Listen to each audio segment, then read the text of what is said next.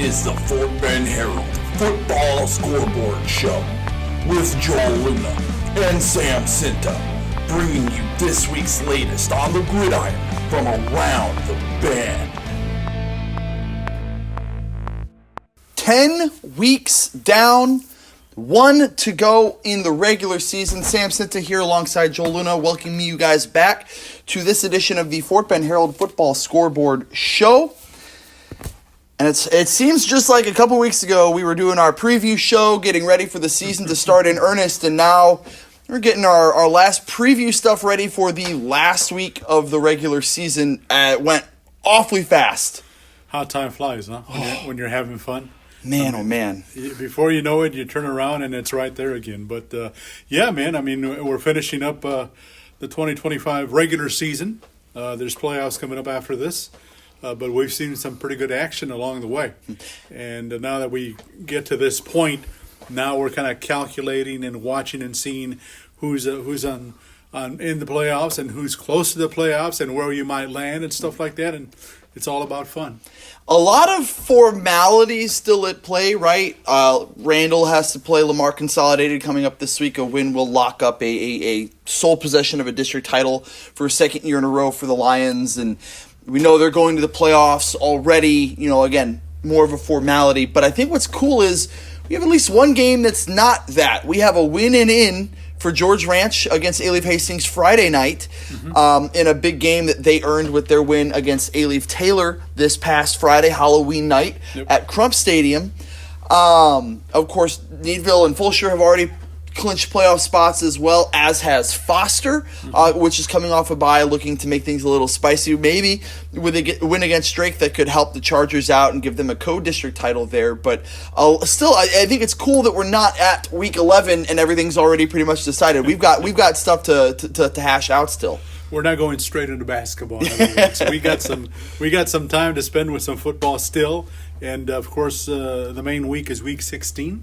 That'll be in December, and that'll be the state championship. So, do we have a team that might get there again? Yes, we do. Yeah, 100%. And we saw it with a big win for Randall against a Santa Fe team that, if they do what a lot of folks are expecting them to do Thursday night at Traylor Stadium against Terry, will make the playoffs, which would be surprising if you're going off of the preseason rankings, where Fort Bend Marshall was a top 10 team in the state in 5A D2 ahead of the year. Santa Fe wins. Doesn't matter what Fort Bend Marshall does. If Santa Fe wins against the Rangers Thursday night, they're in the playoffs alongside Texas City, Iowa Colony, and Randall, which would be a surprise. So it just goes to show you gotta play the game and not just read what's on paper. And Santa Fe is a pretty strong team. Yeah. I mean, they're competing with those top teams in the district, excluding Randall. But who can compete with that team? Yeah. But otherwise, I mean, they had their they beat Marshall. Yeah. Right? Yeah, and they did. They held up against Iowa Colony as well. And so, I mean, they're right there. So I don't see them losing against Terry. I see them getting in the playoffs, which is a little bit different than what the most or some predicted it would be. But, hey, that's why they play the games. Yeah. Well, so without any further ado, let's dive all into the action here from Week 10. We're going to start with Joel's action Thursday night, a big win for Lamar Consolidated against Baytown Lee. Watching the Lamar Consolidated Mustangs on Thursday night was a gratifying moment for the Stang hopefuls. Yes, it was the Baytown Lee Ganders, but it was nice to see the Mustangs work as a team, making big plays all over the field. The defense did some fantastic work on that side of the ball, keeping the backfield on the run for most of the night, and the Whiteox got clogged up. The offense put things together at times with ease. Now, congrats to head coach Chris Lane on his first district win as a head coach. It could be a thing of the future for Lamar Consolidated. Ganders made their best move toward a touchdown the first drive of the game, falling short and settling for a 28-yard field goal, 3-zip. But the Mustangs had a different agenda on this night, with quarterback Edgar Garcia coming out with his legs doing the work on the ground and throwing through the air on the first drive of the night.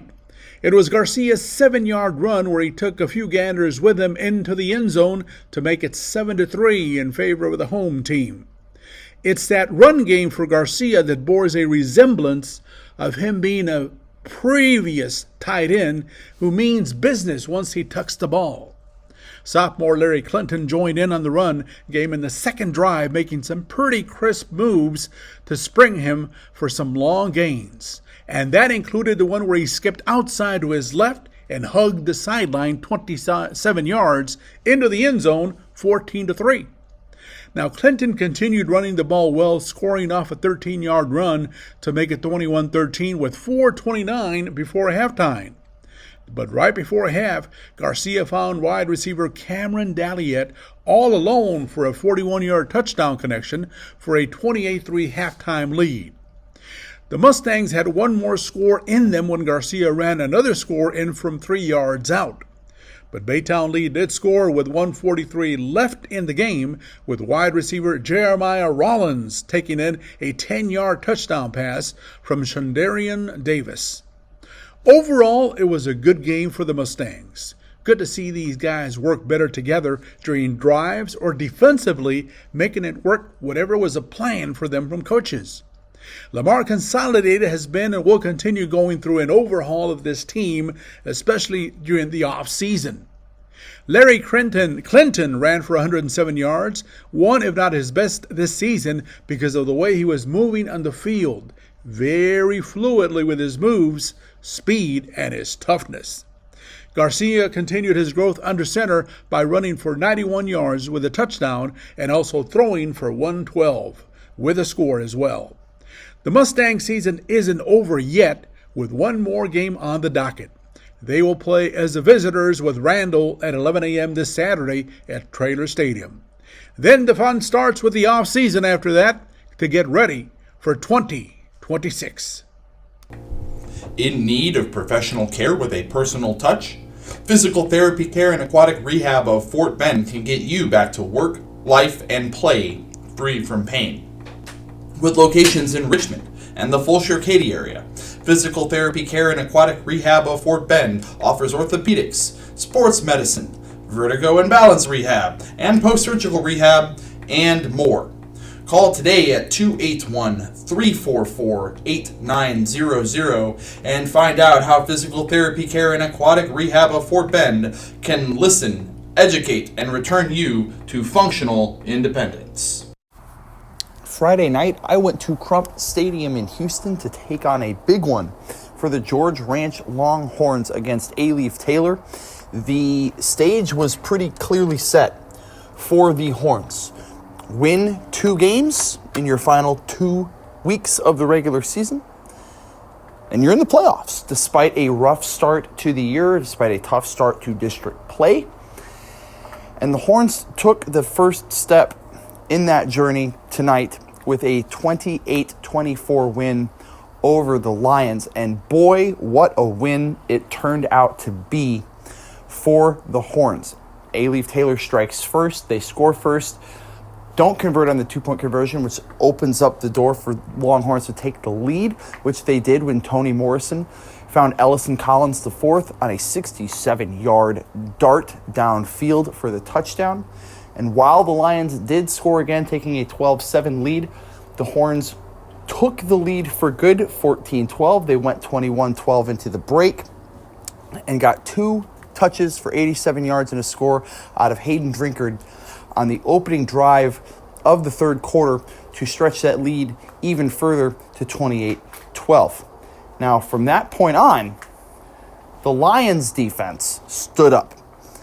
Started making stops, forcing punts. There was just a couple of miscues along the way that made things a little tougher, tightened the game up, and all of a sudden it was 28-24 with the Lions having the ball inside of 2 minutes, inside of George Ranch territory. They got as far as the Longhorn 2-yard line. And on 3 straight plays, inside of 30 seconds to go, the Lions were stuffed at the line. At 4th and 2, 10 seconds left on the clock, no timeouts for A-Leaf Taylor for the ball game. Nick Congolo, who had well over 300 all-purpose yards and 4 touchdowns for A-Leaf Taylor, took the quarterback draw, went up the middle, and was stuffed by the line. What a reaction from the George Ranch sideline. The biggest defensive stand of the season, quite literally saving the season for the Horns. Now, a big game next week against A-Leaf Hastings. If they lose, all of this was for naught. But, again, taking that first step toward the playoffs, getting that win that you need to get. And something I always think is a little interesting when you have a team that comes into the postseason playing for their lives for a couple of weeks. Typically, I've found getting in a playoff mindset's really easy. And the reason is this was a playoff game for George Ranch. You lose this game, your season's over. It's the same thing next week. If they lose to A-Leaf Hastings, their season is over. But talking to Coach Casey Vaught, he's not concerned about his team's ability to turn the page. He knows it's necessary, but because they needed to win this one, because they were already in their mindset, he thinks this group is well set up for their matchup next week against the Bears. Well, again, it started from the beginning of the season. We've been doing a lot of mental toughness training and trying to mentally, prepare ourselves for tight games in this exact scenario. And so, that's something we've been working on all season long. So hopefully we're up to the task and ready to go. I mean, obviously this win was critical, but then so is next week's against Hastings. Well, the Fulshear Chargers put an exclamation point on the 2025 regular season after getting past A-Leaf Elsik 51-33 in District 26A on Thursday night. Of course, at the Guy K. Traylor Memorial Stadium. As of now, the Chargers are in second place with a 5-1 mark, but the Strake Jesuit still has to finish the season this week versus Foster. The Crusaders win that one, and they are the district champs. Otherwise, they will be sharing the crown with Fulshear. We'll see how that goes on Friday night. As far as the Chargers getting beyond the 50-point mark for the third time this season, they won all those contests. Now they can sit back a bit, but not too long, because the 6A playoffs are coming up next, starting with the bi-district round November 13th through the 15th. We'll see where the Chargers wind up in Division 1 or Division 2. Now, Fulshear had a good start to the contest at Guy K. Traylor Stadium by scoring 31 points in the first 24 minutes of play. It started with a 22-yard field goal from Bryson Cook and was followed by a 1-yard plunge from Ryland Forks, 10-0 steal in the first period. Before the end of that quarter, the Rams quarterback Caden Mendenhall connected with Horatio Washington on a 29-yard pass, 10-7. Sophomore Jalen Collins then scored on a 7-yard run to up the score 17-7. But the Rams, using their passing game, came right back to the Chargers again, this time with Mendenhall finding Washington again for a 39-yarder and a 7-13 deficit score, only down 4 points. But Fulshear got some breathing room, and it's all before halftime. In fact, 2 touchdowns 18 seconds apart. First, Forks taking a 4-yard pass from Patel, and Liam Clay then intercepting an A-Leaf pass for a 48-yard pick six to go into halftime up 31-13. Now, in that first half, the Rams lost lead running back Dejon Patterson to a leg injury and did not return. In the second half, A-Leaf got the ball to start the third quarter, but right away lost Mendenhall after a 20-yard run as he went down with a hip or rib injury and also did not return. Each team scored 20 points in the second half, and Caden Bean continued running the ball well, finishing with 152 yards on 20 carries as he scored on a 13-yard run in the second half.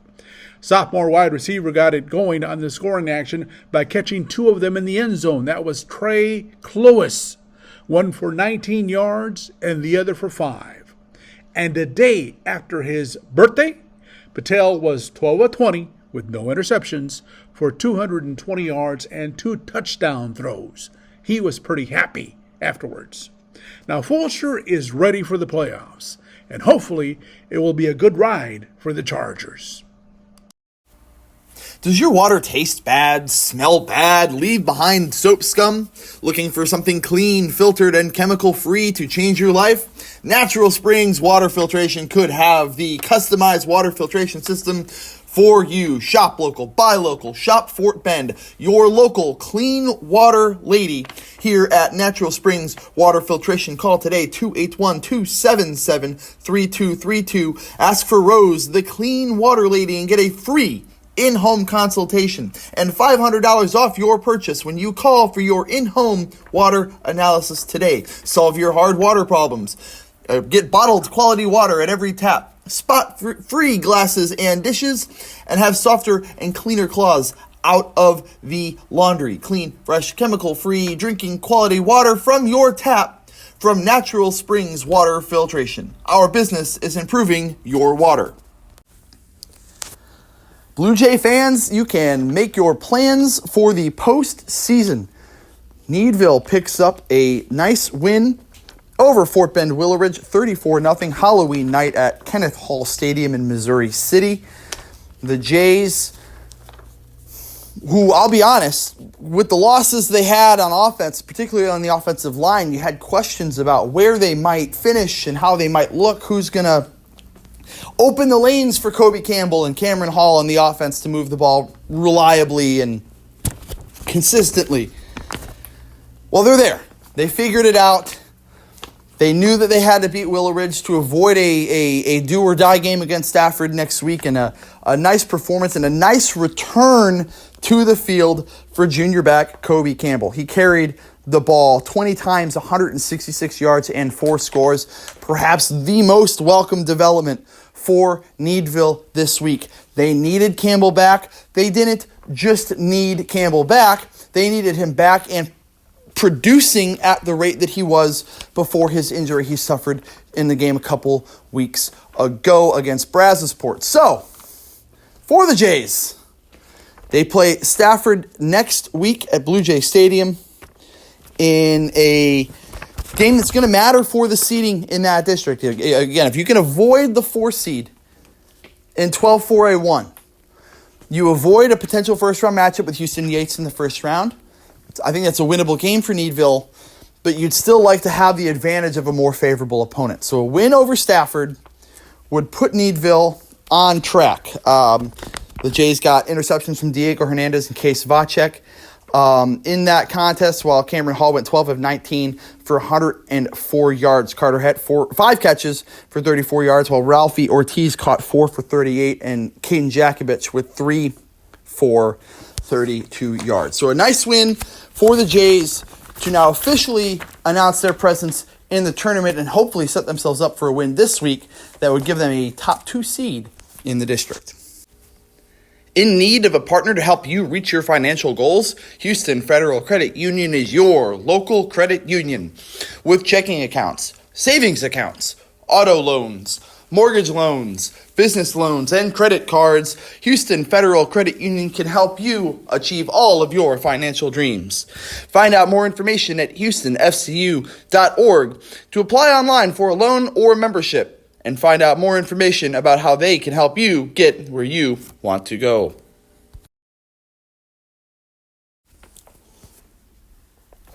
...238 yards and 6 touchdowns.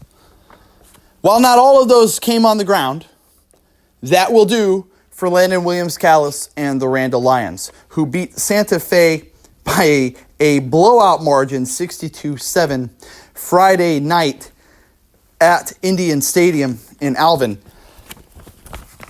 Randall appears primed for another postseason run. We have talked and talked and talked and talked and talked about the mission for the Randall Lions to not only win Region 3 after claiming another district championship, not only getting to the state semifinal and winning the state semifinal and getting back to Jerry World, but beating Dallas South Oak Cliff in a potential rematch in the state title game and giving Randall a second straight championship. We have talked about that all season long. But the biggest key has been, since the beginning of last season, staying healthy. Randall got dinged up at times last year. They have been dinged up this year as well, but have put together a regular season where they are 9-0, heading into the final week of the year when the Lions take on Lamar Consolidated Saturday morning at Traylor Stadium. But Landon Williams-Callis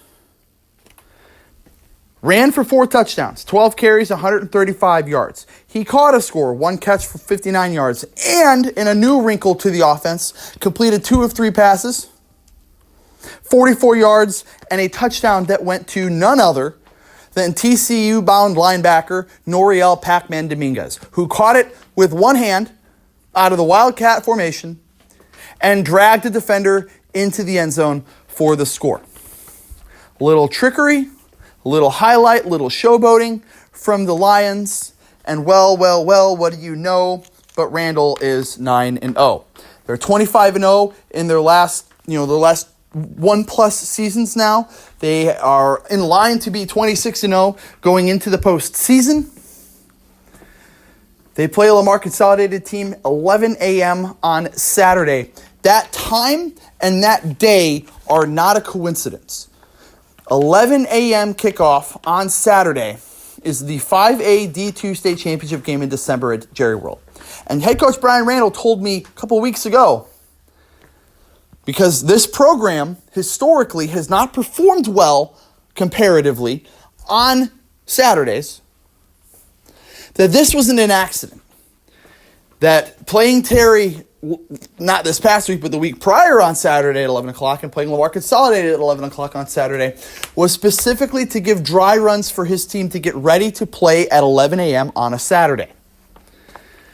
He didn't want the first game in that time slot on that day to come in the state championship game. So I would expect the Randall Lions to come full bore against the Mustangs on Saturday morning. If this is a dry run, this is the opportunity for this team to get some kinks worked out, to see what problems pop up when they do things the way they want to do things later on in December. Might not be great news if you're a Lamar Consolidated fan, as that was a blowout win in the 70s last year.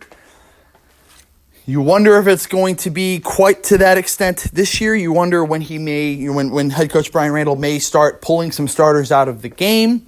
You wonder if you're going to see Kamar Chavez-Brown throw another 59-yard touchdown pass. You wonder if you're going to be seeing some of that trickery this week. You wonder if you're going to see any of that trickery again.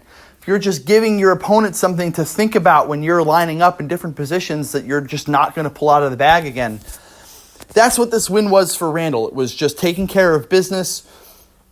It wasn't anything flashy from Tyler Scorbanek or from Brady Bratcher throwing the ball. I mean, they threw the ball well. Randall threw the ball well throughout the contest and really across the board, right? Brady Bratcher was 2 of 3 for 53 yards. Tyler Scorbanek, 149 on 6 of 10 passing. Each of them had a score. I mean, you'll take it. You'll take clean football, and that's what they need at this point in the year. They need clean football, and they need guys not getting hurt. So for Randall, one more week to get through the postseason relatively unscathed. They lost some key guys. They lost some key guys at receiver. They lost some key guys on the line. It's also week 10 of the regular season. The guys that are playing are bruised and dinged up and working through things. Everybody's working through something at this point in the year. So one more week for the Lions to work out those kinks and get themselves fully ready for the run at the repeat this December at Jerry World. While the final score in this game was not the most surprising result I've seen of the week, the box score lent itself into a little bit more broader postseason implications as Iowa Colony beat Terry 51-0 there at Freedom Field in Alvin. For Terry, we knew this was a tough matchup coming into it. Iowa Colony is one of the best teams in the state. They are really the only team so far that has pushed Randall to the brink. They've done it now really 2 of the last 3 times that they've met the Lions. For Terry, Caden Jones, 10 of 19 passing, 102 yards. But the Rangers only gained 14 yards on the ground across 22 carries, which is going to be tough against a team that can score as much as Iowa Colony does. And with 51 points, you might think, okay, well, that's about right. Here's where it goes a little off the rails for the Pioneers. Starting quarterback was not Carson White. Sophomore quarterback Gage Martinez, 9 of 15, 153 yards and 3 scores. He also added a rushing touchdown and turned the ball over 0 times. It's a good line for a sophomore backup quarterback, but the biggest question mark right now for Iowa Colony is the health of junior quarterback Carson White. White is one of the most dynamic players at the position in the area.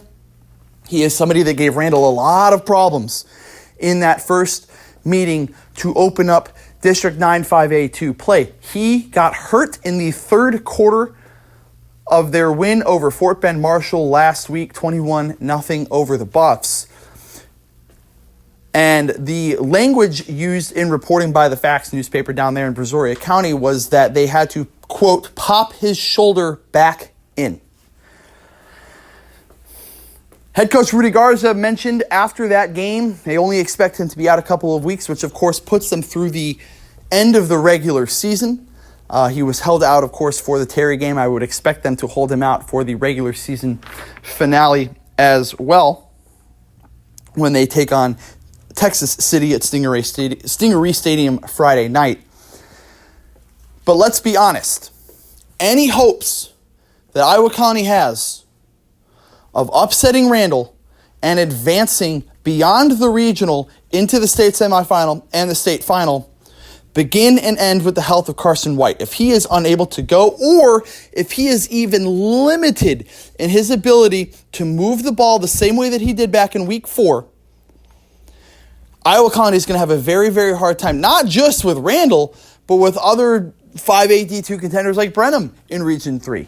So hold everything when talking about Iowa Colony in the postseason.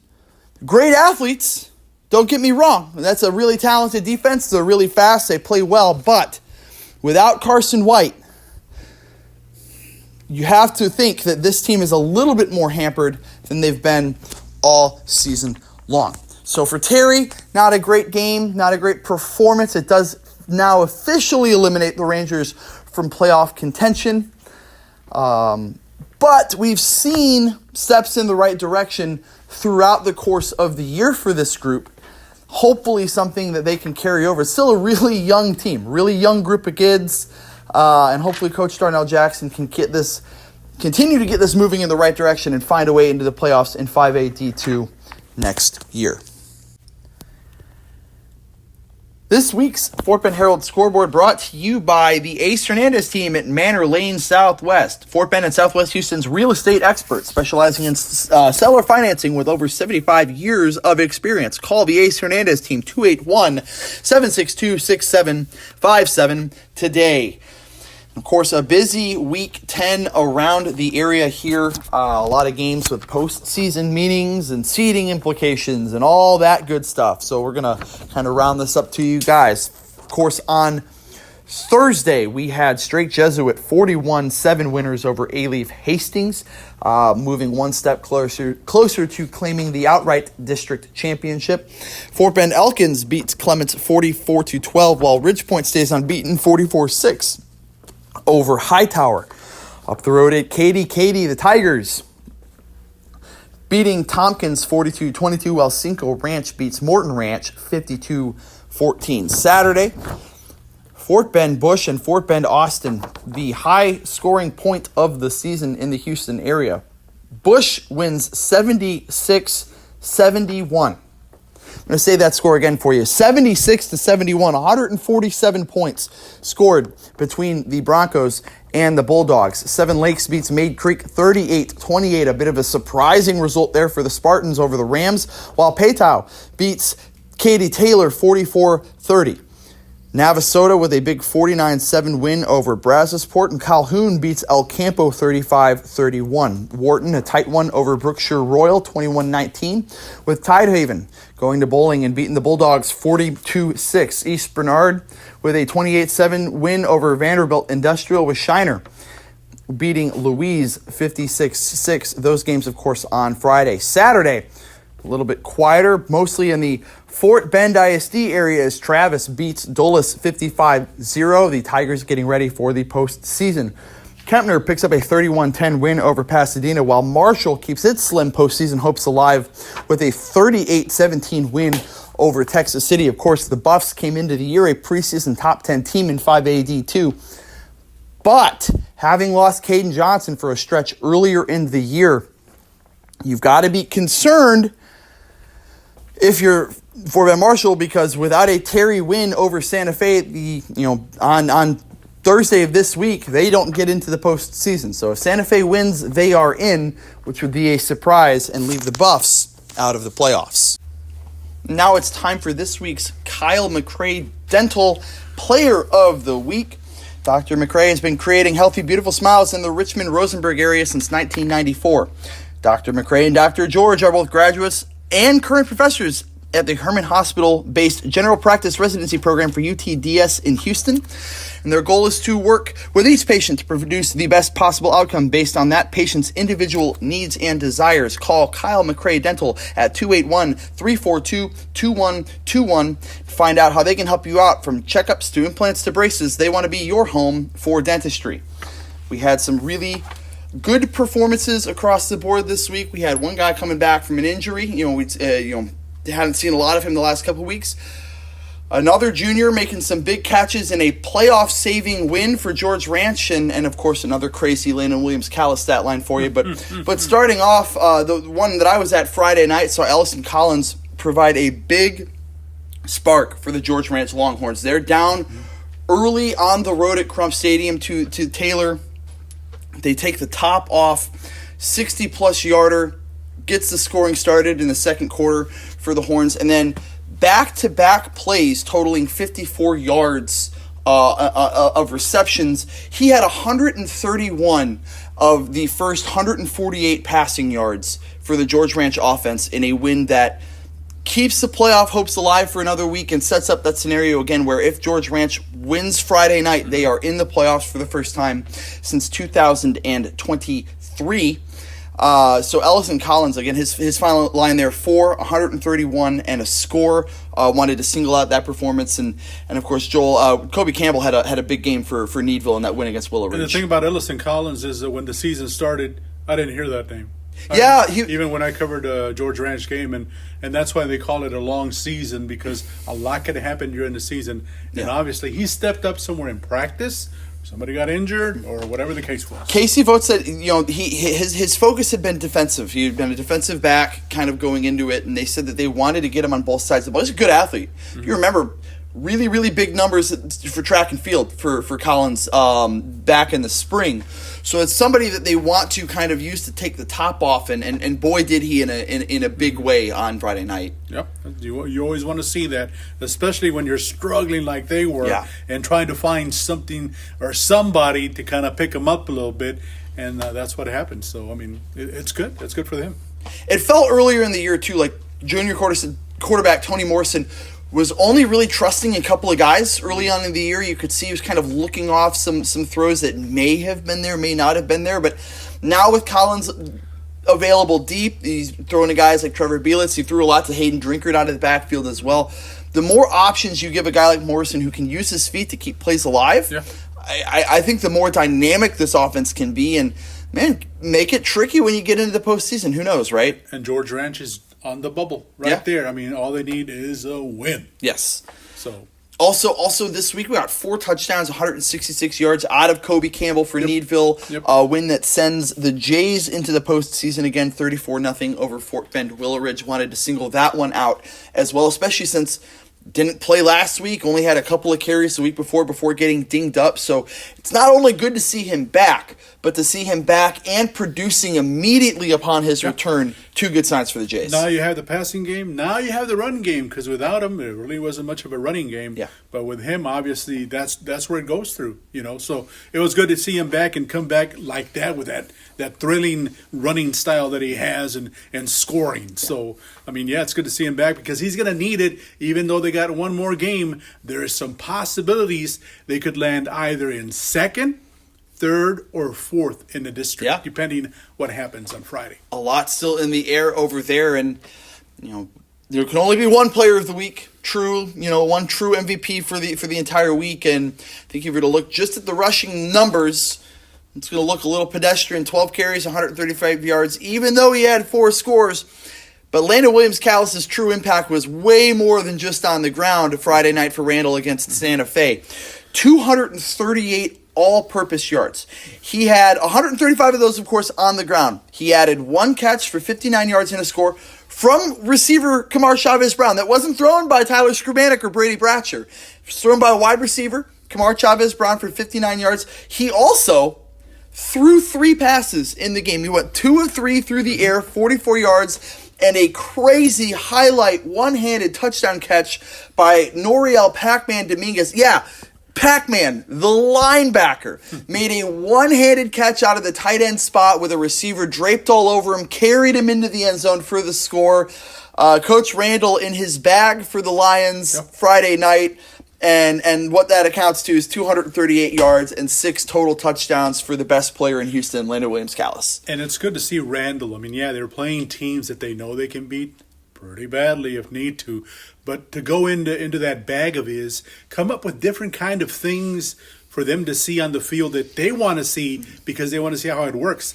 Now, the last I heard about Williams-Callis is that, he's coveted as a running back, but I heard from a birdie that he's changing his status. He's saying he wants to be dual, so he also wants to be a quarterback. How about that? It's funny, and you mentioned wanting to show more things, right? Mm-hmm. I think that's almost a double-edged sword. Because you want to get experience on some of these reps in live action and against a team that isn't really expecting it.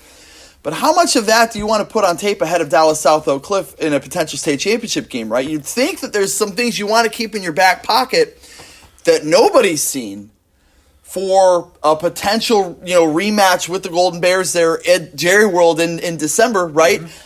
I think that you've got to find a way to strike a balance between doing something new and mixing it up, but also not tipping your hand too much for when it really, really counts. It's dang if you do and dang if you don't, because you know what? A lot of that they've seen have maybe been only in practice. They want to see it in live action. Exactly. Let's see how he really reacts there, and they did. Yeah. So you can only hide so much because today social media, something's going to get around to everybody. Yes. So eventually, they got to show it out there somewhere, and it's kind of hard to not keep it out of action, especially if you haven't seen it in live action. Through 9 games, 1,985 rushing yards for Landon Williams-Callis in 9 games. There are guys that don't get anywhere near that number in 17 games in the NFL, and we're 9 games through. I was asked by a buddy of mine, if I think Landon breaks 100 or breaks 2,000, pardon me, for the year. And I'll tell you, I think he has a good chance of breaking 2,000 yards on the year on the first third of his first carry Saturday morning against Lamar Consolidated.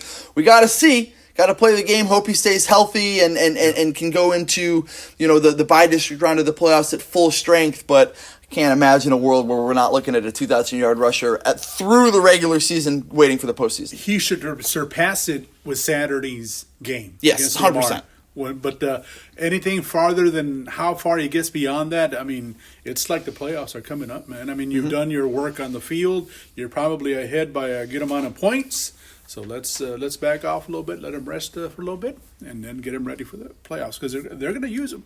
Oh, he will be used. Got to lean on him big time. Offensive MVP in the state title last game.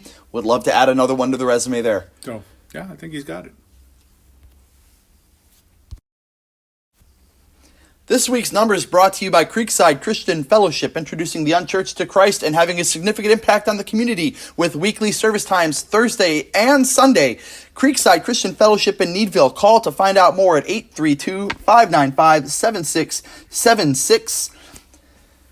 And a lot going on this week. Of course, we said with Needville punching a playoff ticket, Randall winning its 25th in a row to keep that state longest winning streak going. Some other really, really crazy scores as well around the area. So what stuck out to you this week around the area? I think the Fort Bend Bush and Fort Bend Austin game. That I saw it on when I was scrolling through scores on Friday and even Saturday, and 76-71 in favor of Bush. Okay, 147 points. Bush goes into the final quarter ahead 60-45. So obviously Austin made it a game. Their quarterback for Austin, 414 passing yards. That's an Austin team that Fulshear blanked earlier this year. Shut them out. They just scored 71 points. Yep. Caleb Dixon, one of their wide receivers, 12 catches for 304 yards and 4 touchdowns. That game obviously back and forth. Yep. Defenses didn't have to show up. They didn't have to be on the field at all. So that's what happened in that one. Other numbers that were interesting for us, we were 5-1 for the weekend, 209 to 126 in 6 games. The idle person was Foster. Now, this is something that I've enjoyed. I've always enjoyed watching the World Series, always. Yep. But I've never seen a series like this past one before, because it was just so. Any game could have gone either way, except for that dude Namamoto pitched in. He was outstanding. So whenever he pitched, he had it in the bag, man. That one particular game especially. But this was Game 3. Los Angeles Dodgers versus the Jays, which went 7 games. Dodgers, of course, getting the World Series win 4-3.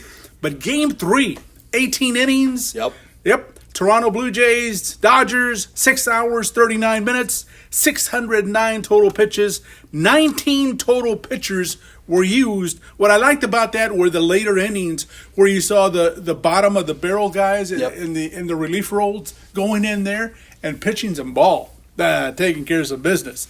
37 runners left on base, 153 combined plate appearances between both teams.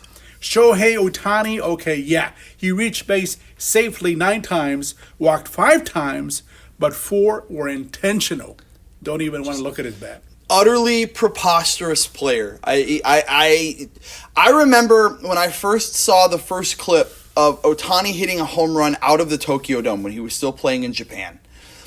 And had heard kind of just as an aside to that clip, oh, by the way, this guy throws a 99-mile-an-hour fastball. Mm-hmm. So I remember looking up some tape, and I sent a clip of that into my group chat with some buddies and said, there's a guy in Japan right now you guys aren't going to believe. And never in my wildest dreams did I think he was going to be this. I'll say it, I don't think there's any question. This is the best baseball player in the history of the sport. I'll take him. You put every single player that has ever played baseball in a pool to draft him, and I'm taking Shohei Ohtani 1-1 every single time, and it's taking me 5 seconds to turn in the draft card. There's no deliberation. He's just the best there is. One thing that I noticed about him during the series, he's a clown. Yeah. He is a clown. He's got to be the clown of the team. Even during his pitching motion, he's clowning around, laughing at others, or maybe laughing with them. But he's just a clown. He's so cool in a lot of ways, you know. But he's so deadly at the plate, and yes, he can throw a ball pretty fast. He had 2 homers besides the walking 5 times for intentional, couple of hits. The only other 18-inning affair in World Series, 2019. Yeah. Yep. Dodgers and Red Sox. Get what game it was. I don't remember which game that was. I think that was a Chris Sale start for Boston, if I remember correctly. But I off the top of my head, it's Game 3. Oh, Game 3. Yeah. How about it? So that was pretty crazy, man. All right, let's look at this week's schedule. Here we go. Santa Fe at Terry at Guy Traylor Memorial Stadium. This is the third meeting between these two, with Terry leading the short series 2-1. They got their first win, actually the first win of the series, back in 2005 by district playoffs. They beat the Indians 42-0. Santa Fe evened it up last year with a 33-13 win. Now Terry can play spoiler to Santa Fe's playoff run, which we just talked about. So there goes that. Friday's games, A-Leaf Hastings at George Ranch at Traylor Stadium again. A big game for the Longhorns. They win. They are in the playoffs. They lose it. It will depend on A-Leaf Elsick and the A-Leaf Taylor outcome. Yep. With Elsick going in 2-3, tied with George Ranch for that 4th place. But a win at George Ranch loss can put the Taylor in, or against Elsick in against Taylor. So that's still, it's still maybe whatever is going to happen. Foster is straight Jesuit Clay Stadium. The Falcons are in the playoffs, but can spoil Strake's outright district title by beating them. It's only the second meeting between both. 31-7 Crusaders last year. That's a 7 o'clock kickoff at Clay Stadium. Stafford at Needville, 7 p.m. at Blue Jays Stadium. This meeting is number 28, with the Blue Jays holding a 20-7 edge in the series. Both teams are in the playoffs. Both of them are. But a Stafford is tied for second with Navasota. If they lose with loss, they could drop down to fourth. Yeah. Okay. But if Navasota beats Crawford and if Stafford wins, then there's going to be a three-way tie up top.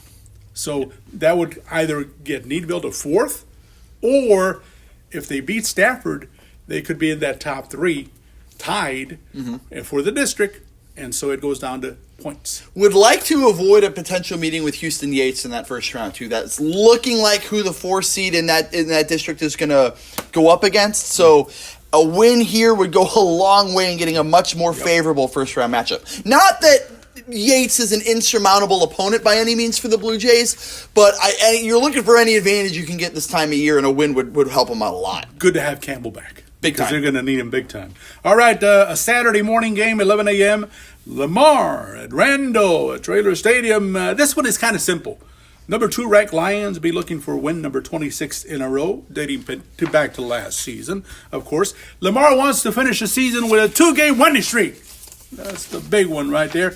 Now, Sam, what did you dress up on Halloween night? So, Halloween night, I had to dress up as a newspaper reporter on the sideline at Crump Stadium. So I missed out. My wife dressed up like Kim Possible, the old Disney Channel animated show from back in the 2000s. Call Me, Beat Me if you want to reach me. Handed out candy to a whole bunch of kids in our neighborhood, and it was, while I was sad to have missed trick-or-treating, I love Halloween. It's one of my favorite days of the year, especially love handing out candy for trick-or-treaters. It's one of the nice things about having the Ring doorbell camera, as we were going on. Got home after the game, and my wife and I sat there and kind of rewatched all of the kids come by. Saw a couple hot dogs, which I don't remember kids dressing up like hot dogs on Halloween when I was growing up, but a couple dinosaurs, those big blow-up costumes that I always get a big kick out of. So kids seem to have a really good time. Gave out a lot more candy than we've given out the last 2 years, which made my wife very, very happy. Less for us to be picking on, in the days and weeks after Halloween, right? So, not so much, not too festive on my part, unfortunately, but I got to enjoy it. I will say a big shout out to the cheerleaders from George Ranch at the game at Crump Stadium. They got through the first half of the game and their halftime performance with the band and immediately went and changed into costume. They were all great. A lot of them made me laugh pretty hard. Really festive night. Made the most out of having to, work and perform on Halloween night instead of being able to enjoy the holiday. No, we did have a little get-together here at work. We did? Yep. And you dressed up as something. I did. For those of you who are fans of Cartoon Network's Adult Swim's Rick and Morty, I dressed up like Rick from the show. Had the wig, the spiky hair, the lab coat, the portal gun, all of that stuff. For those of you that are 18 and under watching the show and you have, or 18 or watching this show and you haven't checked out Rick and Morty, go ahead. It's great. Really fun cartoon show. A lot of nonsense, but it's smart and well written. For those of you that are under 18 that might be watching this show, you wait a couple years. You guys are good. It's not exactly a show for the younger audience, although I'm sure there are plenty of kids who are already pretty familiar with Rick and Morty and all of their antics across the multiverse.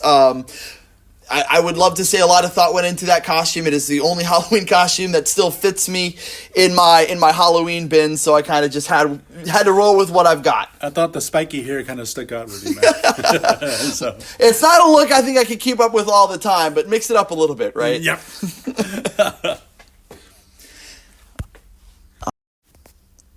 And of course, Friday, more than just what we saw on the gridiron, was a big day across the state. Snapshot day for the UIL. We find out what numbers were submitted by these schools to the UIL to determine the upcoming reclassification for 6A, 5A, 4A, all the way down. And I'll tell you what, surprise is putting it lightly, I think, for me here, that Lamar Consolidated projects to have just one 6A school for the next 2 years of redistricting and reclassifications here. Fulshear is going to remain at the 6A level pretty much regardless of where they draw that line. They turned in a 32-87 biggest number they've ever had. Certainly 6A, certainly 6A D1 across the board. I mean, they're nowhere near Allen's 67.98 that they put in as the biggest school in the state. But Fulshear, certainly one of the biggest numbers, absolutely will stay in 6A. Now, with Tomas opening, I think you and I both just blanketly assumed Foster would drop likely from 6A to 5A D1, which is pretty much exactly what's going to happen.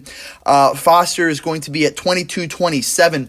But the big surprise, and I don't know, maybe you're not quite as surprised by this as I was. I was shocked when I heard that George Ranch turned in a 5A number. I don't know where that came from. You know, I know George Ranch lost kids to Randall when Randall opened, but this isn't the first classification that Randall's been a part of. So George Ranch turned in a 22-17. So not only a 5A number, but a 5A number lower than what Foster turned in right after losing kids to Tomas. A big surprise to me on that front.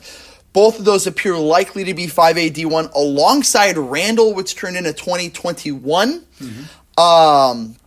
So that will be interesting to watch. I would imagine that means we're going to see a George Ranch, Foster, Randall district, likely maybe with like an Angleton and a Manville school. I would imagine something along those lines, so something to keep our eyes on. Tomas is next on the list for LCISD, and again, a big reason why we figured Foster would drop, at least for this classification. Now, they had to do a calculation. They had to use a multiplier calculation as opposed to just counting the number of kids they have, because, of course, they don't have seniors at the school. That number came out to 1850, which will likely fall below the 5A D1 cut and fit the Gators in 5A D2, where they will be likely alongside Terry, which turned into 1711. Lamar Consolidated at 1432. So each of those three, again, would imagine Tomas, Terry, and Lamar Consolidated in a district probably not totally unlike what we've seen this year. I would imagine Fort Bend Marshall probably stays around in there. I have not seen the Iowa Colony number. I haven't seen that yet. I'm curious to see how much that school has grown, if they're going to follow Randall to 5A D1 or if they're going to stick in 5A D2 and have their run at that league. Also, of course, in our area, Needville will stay almost certainly in 4A D1 at 1140. I remember talking to Coach Giles a couple years ago, asking him when he anticipates a change. He goes, not for a while. We're probably going to be in the same area, and those numbers seem to support that as well. Biggest school in the area, in the Houston area, at least so far, that had been turned in. I don't know if you would have thought this. I didn't think this. Alief Elsick. 3894 is the biggest Houston area school.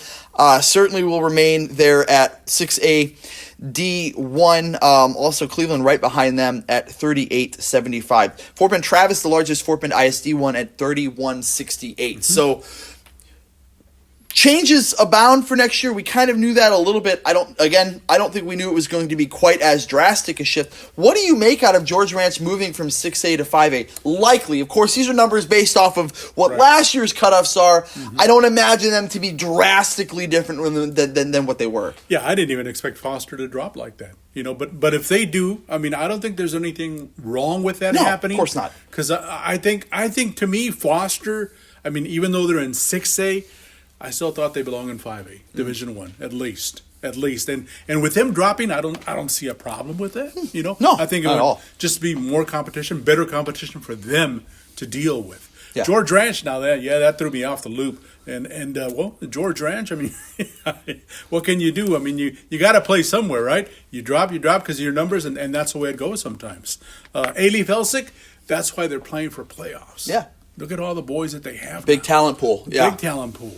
Needville, I do see them in D1 4A, and they continue to go as steady as they are, making playoffs almost every year with the talent. But they're playing against very good teams, too, in those districts. So, it's going to be surprising either way. You'll be surprised either here or there, and for us, it's stuck us in two ways. And, of course, it's not a bad thing, for George, like you said, it's not a bad thing that George Ranch seems destined to drop from 6A to 5A. The timing of it seemed interesting to me. I had it happen, had they not gone back to 6A right after Randall opened, and that was the first reclassification, like, all right, it makes sense. They just lost kids to a new campus, and, whatever. So it just caught me a little off guard when I heard through the grapevine on Sunday even that had happened. I hadn't.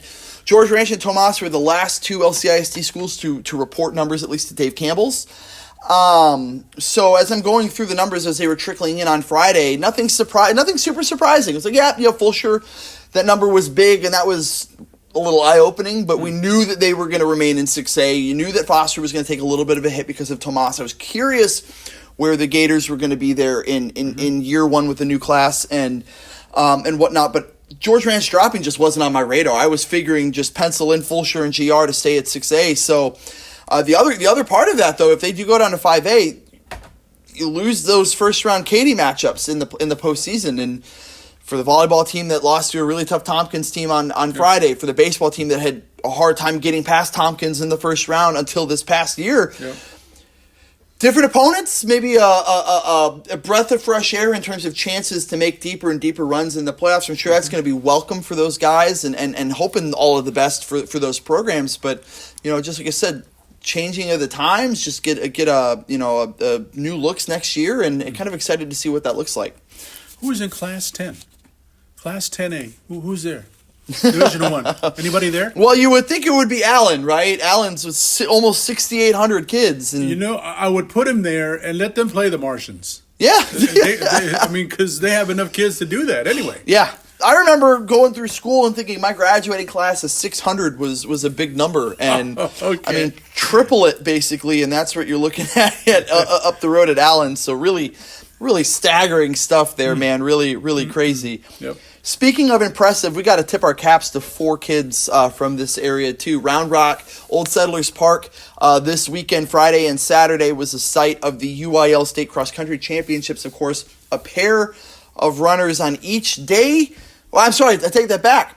1 runner on Friday, 3 runners on Saturday for us. Natalie Trevino for Lamar Consolidated turned in a good performance there. She was 107th out of 149 in her final run at the state cross-country meet, the senior, 20 minutes, 26.3 seconds on the day. A heck of a performance. Glad to see her get back to state. I know she said it was emotional for her before, during, and after, really knowing this was her last go-around with the Lady Stanks. Even her best time, which she's ever running in cross-country, would have put her in 87th position. Yeah. So that's how fast that race was. Yeah. It was a lot faster than what most anticipated. And when you have a speedster up front and she really doesn't slow down and she doesn't stop and finishes first, yep, everybody follows. And whether you want to follow or not, if you're a runner like she is and she's been since 7th grade, you're going to follow. Yeah. You're gonna pick up your pace, whether you like it or not, because you don't want to stay too far behind. So, and even then, 107th, but I think for her, getting into the sport, never been a runner before, was called what by her coach? Oh, yeah. Was it the worst athlete to come through Lamar Consolidated, which, of course, meant as a loving jab, in terms of what she's able to accomplish as opposed to maybe not having the best frame or the best times or whatnot. The fact that she's succeeded in spite of that's a heck of an accomplishment. But, yeah, that quote made me chuckle quite a lot while reading that. Called her unathletic, but for a coach that's coached her since 7th grade, to the point where she finished, he considered her like a daughter. Yeah. That's how close they've come together, and they've been through a lot together. But like he said, they helped each other's careers along the way. Got to give big props there to Kylie Montalvo, of course, as well. She finished 66th in the 4A race Saturday morning. Another appearance. It was her 3rd run in Round Rock with the Lady Jays. A 6:16 mile, which is pretty. I'm not running 6:16 miles. That's a fact. And she had a like I said, 66 out of 151 is not a bad way to wrap up your career. There's some tough sports that kids play. Tough sports. This is one of them. Mm-hmm. This is a tough sport. Yeah. They spend a lot of time by themselves. They spend a lot of time working out by themselves.